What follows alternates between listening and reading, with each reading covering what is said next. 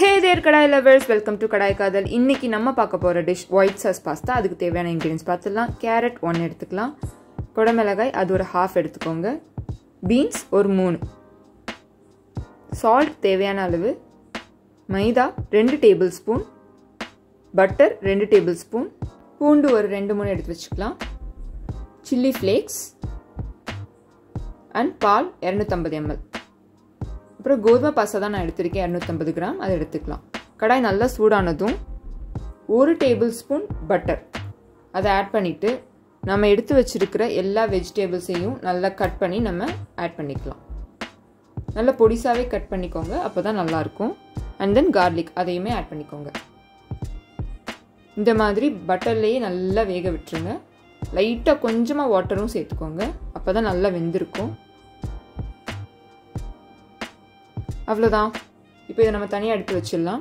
இப்போது 2 tablespoon butter அதை நம்ம ஆட் பண்ணிக்கலாம் பேனில். இது நல்லா உருகி வரட்டும்.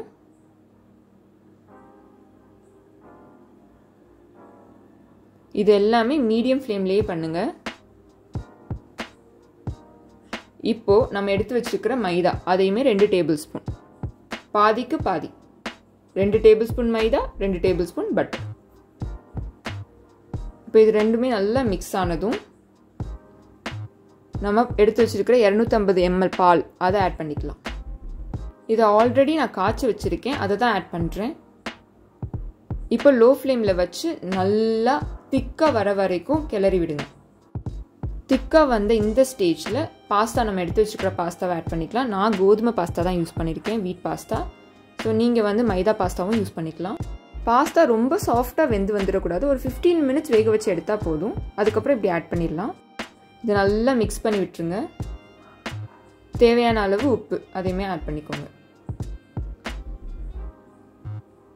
நம்ம வேக வச்சு எடுத்த வெஜிடபிள்ஸ் அதையுமே ஆட் பண்ணிக்கலாம்.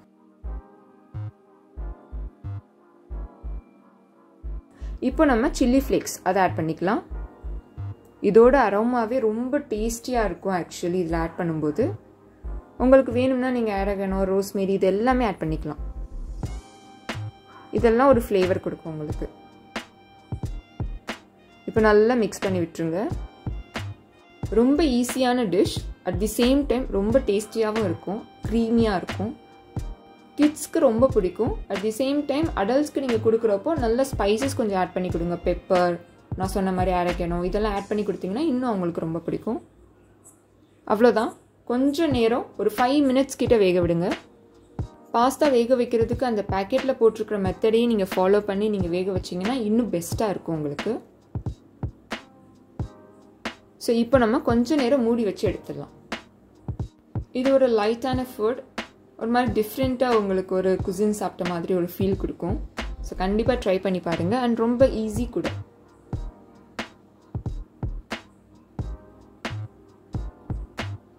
அவ்வளோதான், நம்மளோட ஒயிட் சாஸ் பாஸ்தா ரெடி ஆயிடுச்சு. இப்போ நம்ம இதை சர்வ் பண்ணிடலாம். இது நல்லா ஹாட்டாக இருக்கிறப்போ நீங்கள் சாப்பிட்டு பாருங்கள், அப்போ தான் உங்களுக்கு டேஸ்ட், நிஜமான டேஸ்ட் உங்களுக்கு கிடைக்கும். ரொம்ப ஆற விட்டு நீங்கள் சாப்பிட்டீங்கன்னா அவ்வளோ டேஸ்டியாக இருக்காது. இந்த மாதிரி டிஃப்ரெண்ட் ஷேப்ஸில் நிறைய பாஸ்தா இருக்குது. ஸோ நீங்கள் எந்த பாஸ்தாவில் வேணால் இதை ட்ரை பண்ணி பார்க்கலாம். மோஸ்ட்லி பெனே பாஸ்தாவில் ட்ரை பண்ணி பாருங்கள், அது இன்னும் நல்லாயிருக்கும். எங்கள் வீட்டில் எல்லாருக்குமே இது ரொம்ப பிடிச்சிருந்துச்சு. நீங்கள் ட்ரை பண்ணிவிட்டு உங்களுக்கு பிடிச்சிருந்தா காமெண்ட் செக்ஷனில் கண்டிப்பாக கமெண்ட் பண்ணுங்கள். And until then, bye from Kadaai Kaadhal. Thank you so much.